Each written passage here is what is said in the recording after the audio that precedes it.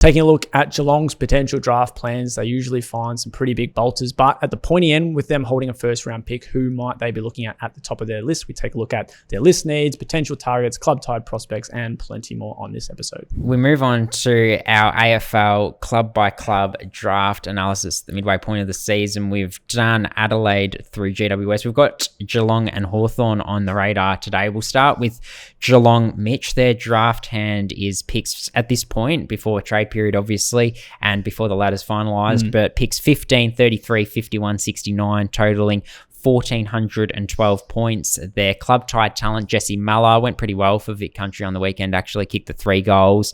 He's a medium forward who has really announced himself this year and is coming up draft boards quite nicely. And then Ben Wrongdon, unfortunately done his ACL, but a raw athletic defender who might go late in the draft, might be a category B option for the Cats. But from a list needs point of view, outside of Jesse Muller, noting they get that medium forward in Jesse Muller, who do you think might be on their radar? Yeah, well, Ben Wrongdon would have been a nice fit. I think these small, medium halfback flankers, wing options, just sort of get some run out of the back line. Now, we saw what they were able to do with Lawson Humphries a couple of years ago and just pluck him out of the Waffle reserves. And knowing Stephen Wells and his team, they'll do something similar with who's available at the end of this year. I think small defenders, outside run, and maybe a tall forward. I'm just trying. They haven't probably had as much luck with tall forwards at the draft as they would have hoped in years gone by. Like Shannon Neal is the most recent, probably one they've hit, but Phoenix Foster was one that couldn't quite get that step up a senior level.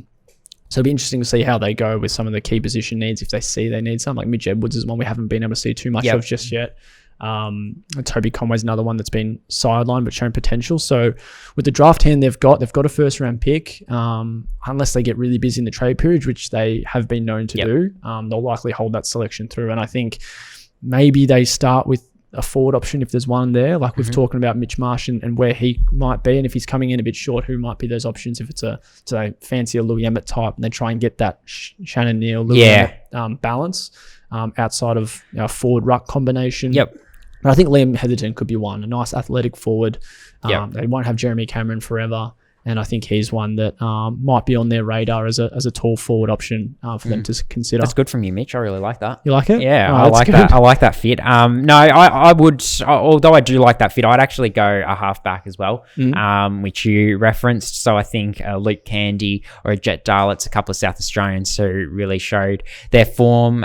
They'd be a couple that I'd look at. Jacob Farrow in that mix as well. And I think Cam Nan probably starts his career or plays his career as that sort of distributing, long kicking sort of defender. So yeah, someone like that to set the game up and allow the Bailey Smiths, the Max Holmes to play their run and gun style would be what I would be looking for from a Cats perspective. Yeah, what also fascinates me about Geelong is what is their long-term option for Ollie Dempsey? Like, is he going to be a wingman forever? Do they eventually throw him back forward when they might not need him just yet, when you've still got Brad Close, Tyson Stengel, Brian Myers in that front half. So it's going to be quite fascinating. If they do maybe see him as an in and under player in midfield, do they look at a wingman? We've talked about the Frobros and Harley Barker and Matt Larray. They might be in that range for them. If pick 15 probably pushes back to pick 20 maybe. Ish, yeah. So they're going to be the kind of players as well and a lot of clubs, in Geelong are certainly one of them, pick best available talent early at the draft. So Stephen Wells' list is going to be much different to many other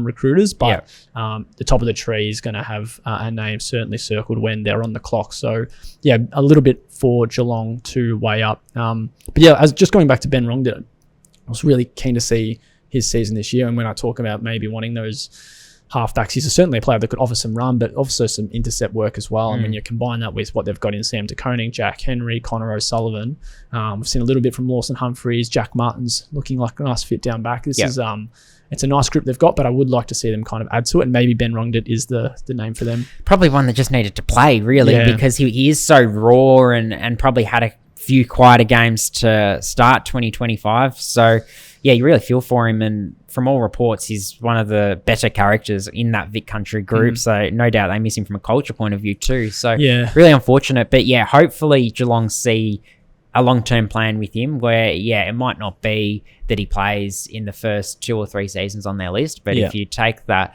long-term project type approach, the athletic attributes are certainly there. Well, So that's one to watch. That's something they've been able to do as well, is, go for those project type players and not have to rush them into the system. You look at Connor O'Sullivan, Yep. was it one game in his debut season, Yep. and then they just used that extra preseason to set him up to be the player he is now. I think Sam De Koning didn't play in his first 2 years, or similar to O'Sullivan, maybe played one game at the end of his second season.